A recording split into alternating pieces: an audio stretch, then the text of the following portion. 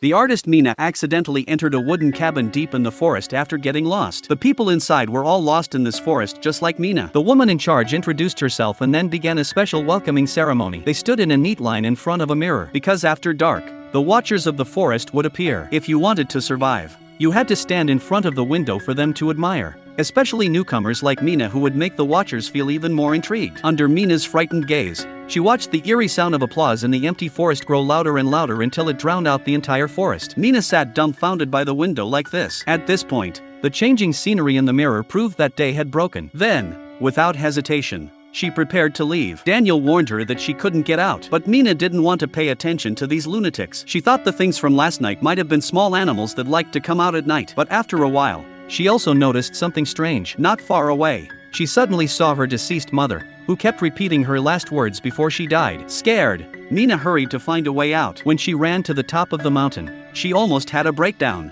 because there was a boundless primeval forest all around. At this moment, Madeline suddenly appeared behind her. She told Mina they had all tried to leave this place, but in the end, they all failed. In this forest, humans were just prey for the watchers. If you wanted to survive, you had to follow the rules here. During the day, they could move about freely, but when you saw the boundary marker, you had to return. The distance from the marker to the safe house was exactly half a day, because after dark, the watchers would grab anyone outside the house. Night arrived. The safe house was very calm. In fact, the safe house was even more dangerous at night. As long as they followed the rules and performed, they wouldn't be harmed. Every night, Daniel would perform a play facing the mirror, while Kira also performed a graceful dance. This was how they passed a peaceful night. The next day, they split into two groups to search for supplies. Mina was very curious about what the watchers looked like. Kira said she had been here for 5 months and hadn't seen them either. She had only heard Madeline say that those who had seen the watchers didn't survive. Kira also took her to see the entrance of the watchers' cave.